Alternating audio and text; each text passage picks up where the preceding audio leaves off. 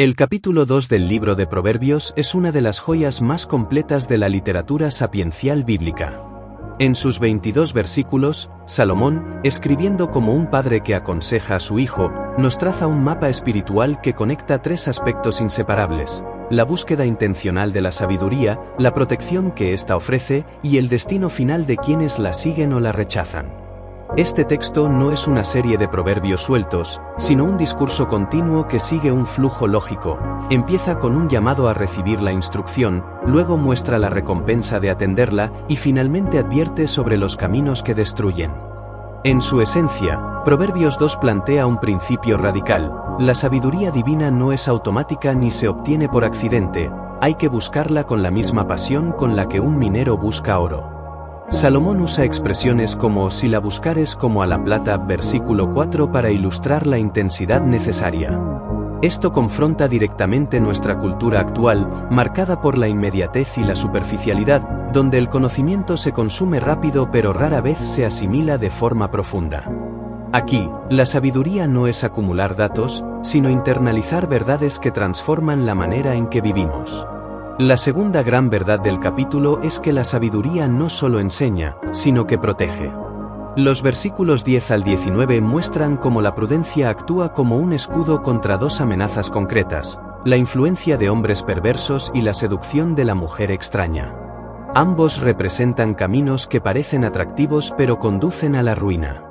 Este patrón sigue siendo vigente. Hoy esas figuras pueden tomar la forma de ideologías, relaciones, hábitos o influencias que erosionan nuestra integridad y nos desvían de lo recto. Finalmente, el capítulo cierra con una visión clara de las consecuencias. La vida no es neutral: o caminamos en las sendas de los justos y permanecemos, o nos apartamos y terminamos desarraigados. No hay un camino medio que garantice seguridad espiritual. Esta perspectiva bíblica es contraintuitiva para un mundo que promueve relativismo moral, pero es precisamente esta claridad la que otorga dirección. La estructura de este pasaje también enseña un principio de crecimiento espiritual. Empieza con la disposición interna: si recibieres mis palabras. Pasa al aprendizaje y la comprensión: entenderás justicia, juicio y equidad. Y termina en una vida preservada y estable. Esto no es solo teoría teológica. Es un modelo aplicable para cualquier persona que quiera desarrollar carácter, discernimiento y propósito.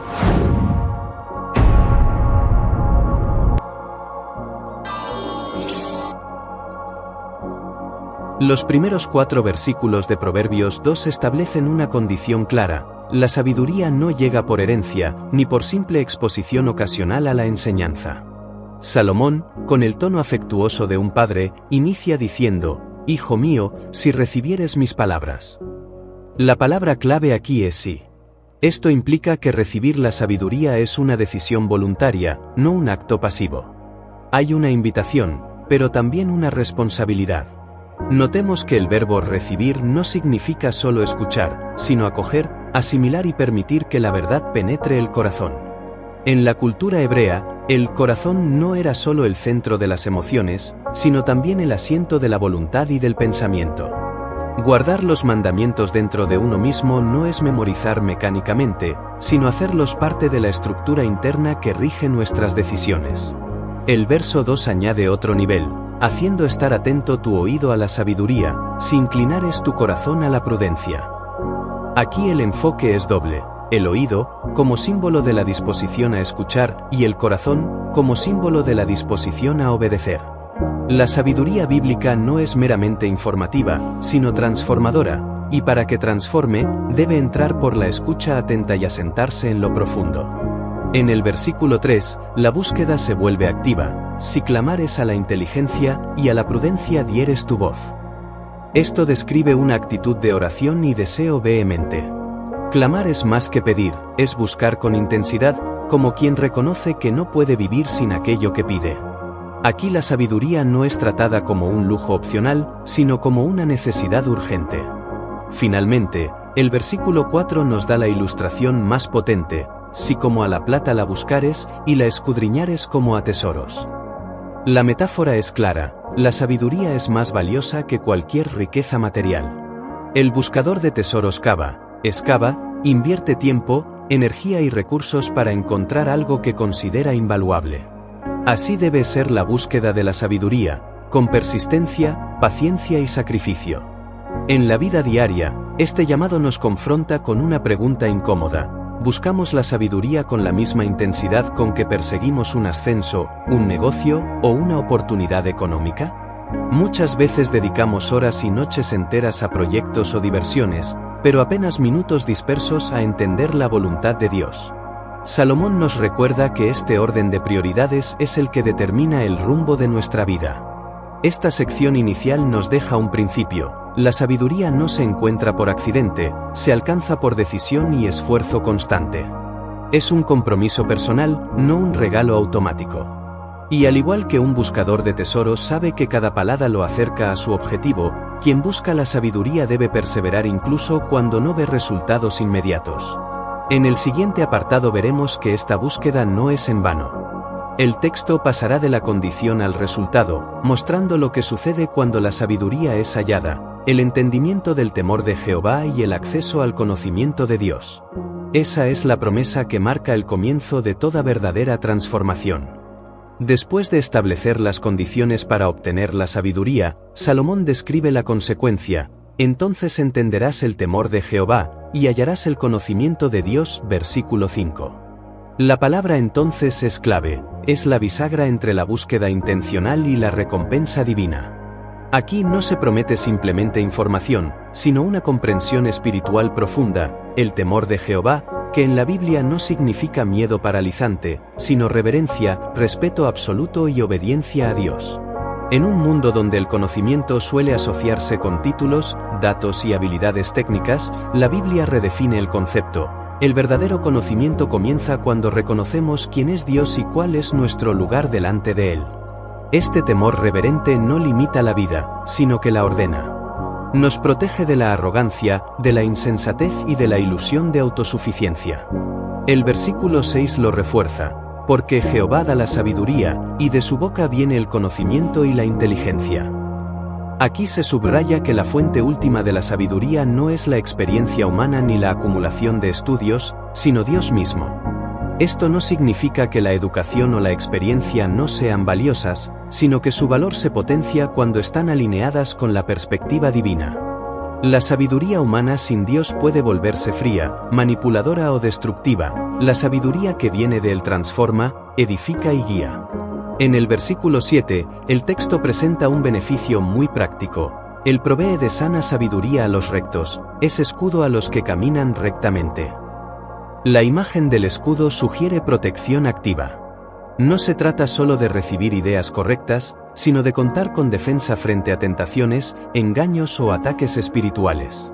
Esta sabiduría no es abstracta, funciona como un radar que detecta peligros y como una barrera que nos preserva del daño. El versículo 8 amplía esta protección: Dios guarda las veredas del juicio y preserva el camino de sus santos. Aquí se introduce la idea de camino, que será un tema central en todo el capítulo. La vida es presentada como un trayecto con rutas distintas. La sabiduría no solo nos ayuda a elegir la senda correcta, sino que también nos acompaña para que no nos desviemos. Finalmente, el versículo 9 culmina esta sección: entonces entenderás justicia, juicio y equidad, y todo buen camino. Estos términos, justicia, juicio, equidad, no son meros conceptos legales, representan la manera en que Dios gobierna y espera que vivamos, con integridad, discernimiento y trato justo hacia los demás. Y el buen camino no es una metáfora vacía, es la ruta de decisiones diarias que reflejan el carácter de Dios. Si en la primera parte versículos 1-4 la pregunta era: ¿estás dispuesto a buscar la sabiduría con todo tu ser? En esta segunda parte la respuesta es un incentivo: vale la pena, porque hallarás dirección divina, protección y discernimiento moral. Ahora que sabemos lo que se obtiene al buscarla, el texto nos llevará a una tercera dimensión: como la sabiduría no solo enseña, sino que también protege activamente de influencias corruptoras. Ese será el centro de la siguiente sección. Tras mostrar la recompensa de la búsqueda, Salomón describe cómo la sabiduría se convierte en una fuerza protectora interna. El versículo 10 abre con una imagen de arraigo: cuando la sabiduría entrare en tu corazón y la ciencia fuere grata a tu alma. Aquí la sabiduría deja de ser algo externo que escuchamos y pasa a ser parte de nuestra identidad. No se trata solo de conocer la verdad, sino de amarla, no solo de obedecer por obligación, sino por convicción.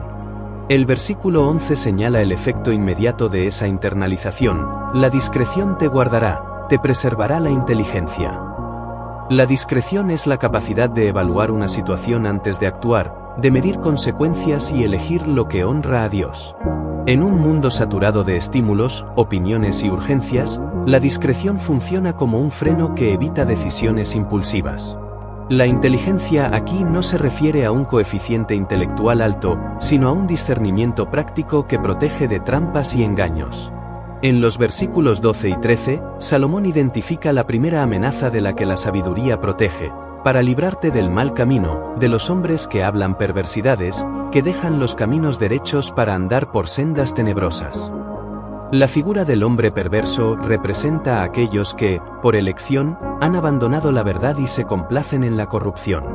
No solo practican el mal, sino que buscan influir en otros para que hagan lo mismo. El versículo 14 es revelador: estos hombres se alegran haciendo el mal, que se huelgan en las perversidades del vicio. No sienten vergüenza, sino satisfacción en lo que destruye.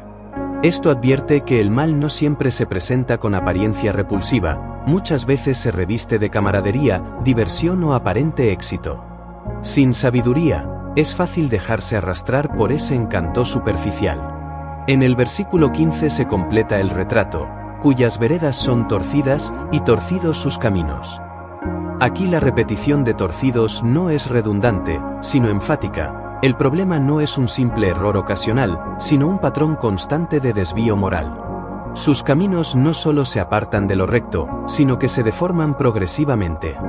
Lo fascinante de esta sección es que la protección de la sabiduría no funciona solo como un muro externo que bloquea peligros, sino como un sistema interno que reconoce y rechaza lo que es destructivo. Es como si la sabiduría nos diera ojos entrenados para detectar señales de peligro que otros no ven.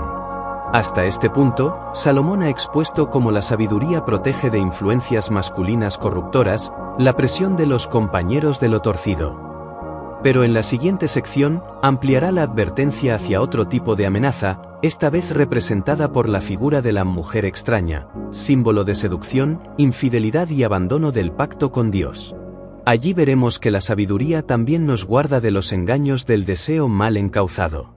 Después de advertir sobre los hombres perversos, Salomón dirige la atención hacia otro peligro que la sabiduría nos ayuda a evitar: serás librado de la mujer extraña, de la ajena que halaga con sus palabras. Versículo 16. La expresión mujer extraña no significa simplemente una persona desconocida, sino alguien ajena al pacto, fuera de la fidelidad que Dios establece en sus mandamientos. En el contexto cultural de Israel, representaba la tentación sexual ilícita, pero también simboliza cualquier seducción que aparta el corazón de la verdad.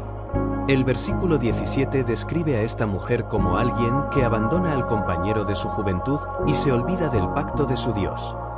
Aquí la advertencia es doble. Por un lado, muestra el peligro de traicionar compromisos fundamentales, ya sea en un matrimonio, una amistad o un pacto espiritual. Por otro, revela que la infidelidad no es solo contra una persona, sino también contra Dios mismo. Cuando alguien rompe su palabra en lo íntimo, también está despreciando la autoridad divina. El versículo 18 intensifica la advertencia: por lo cual su casa está inclinada a la muerte, y sus veredas hacia los muertos. La imagen es sombría. Su hogar, que debería ser un lugar de vida y seguridad, se convierte en un espacio que conduce a la destrucción. La inclinación hacia la muerte no es solo física, sino también espiritual, es la pérdida progresiva de sensibilidad moral y de conexión con Dios. El versículo 19 lo resume con crudeza: todos los que a ella se lleguen, no volverán, ni seguirán otra vez los senderos de la vida. Esto no significa que el perdón de Dios no pueda restaurar, sino que advierte sobre el efecto devastador de ciertas decisiones. Hay consecuencias que cambian el rumbo de la vida de forma irreversible. No todas las oportunidades se recuperan, y no todas las heridas se borran con el tiempo. Esta advertencia, aunque se expresa en términos de tentación sexual, trasciende ese ámbito. La mujer extraña puede simbolizar cualquier fuerza seductora que rompe pactos, destruye integridad y conduce a la ruina, una ambición corrupta, un negocio ilícito, una ideología que erosiona la fe, una adicción que atrapa. Lo que todas estas tienen en común es que ofrecen placer, poder o satisfacción inmediata a cambio de un costo eterno. Aquí la sabiduría actúa como una luz que revela el verdadero destino de aquello que parece atractivo. Es como si encendiera las luces de advertencia antes de entrar en un camino sin retorno. Lo que para el ojo inexperto parece un atajo prometedor, para el corazón entrenado por Dios es claramente una trampa mortal. En la siguiente y última sección, Salomón cambiará el foco hacia el final del camino, mostrará que toda la vida se reduce a dos rutas, la de los justos, que permanecen, y la de los impíos, que son arrancados. Allí veremos que la sabiduría no solo guía y protege, sino que determina el destino eterno. El capítulo concluye con un contraste absoluto: así andarás por el camino de los buenos, y seguirás las veredas de los justos, versículo 20. Después de todo lo dicho, el llamado a buscar la sabiduría, las recompensas, la protección frente a peligros externos e internos, Salomón llega a la meta: la sabiduría nos conduce a caminar con quienes viven en integridad. No es solo una decisión personal, sino también una elección de compañía. En la Biblia, el camino no es un destino momentáneo, sino un estilo de vida constante. En el versículo 21 encontramos una promesa que suena sencilla, pero es profunda, porque los rectos habitarán la tierra, y los perfectos permanecerán en ella. Aquí habitar implica estabilidad, permanencia y bendición. Para Israel, la tierra prometida era símbolo de herencia y favor de Dios. Para el creyente hoy, representa el lugar de propósito y plenitud que Dios asigna. Los rectos no solo entran en ese lugar, sino que permanecen, porque su vida está alineada con el diseño divino. El versículo 22 cierra con la advertencia final: mas los impíos serán cortados de la tierra, y los prevaricadores serán de ella desarraigados. La imagen es fuerte: ser cortado y desarraigado implica una separación definitiva, sin posibilidad de volver a enraizarse. Esto no es un simple castigo arbitrario, sino la consecuencia natural de vivir en oposición a la justicia de Dios. Quien rechaza la sabiduría, inevitablemente construye su vida sobre terreno inestable. Este contraste final no deja espacio para la neutralidad. En la lógica de Proverbios, uno no puede vivir indefinidamente en una zona gris. Con el tiempo, cada persona terminará en uno de los dos caminos. La sabiduría es el factor que define hacia dónde se inclina el corazón y, en consecuencia, hacia dónde conduce la vida. Lo más llamativo de este cierre es que vuelve a unir todos los hilos del capítulo. Si buscas la sabiduría con intensidad, versículo 1, 4, encontrarás el temor de Dios y discernimiento, versículo 5, 9. Ese discernimiento te protegerá de los hombres perversos, versículo 10, 15, y de la seducción destructiva, versículo 16, 19. Y, finalmente, te mantendrá en el camino de los justos, garantizando estabilidad y herencia eterna, versículo 20 y 22. En términos prácticos, este pasaje nos recuerda que cada día damos pasos en una de estas dos direcciones. La sabiduría no es solo un ideal religioso, sino una brújula para las decisiones pequeñas que, acumuladas, determinan el rumbo total de nuestra existencia. Así, Proverbios 2 no es simplemente un texto para leer y admirar, es una invitación urgente a definir prioridades, cultivar discernimiento y mantenernos firmes en el camino que conduce a la vida. Porque al final, no se trata solo de evitar el mal, sino de permanecer en aquello que realmente vale la pena y trasciende más allá de esta vida.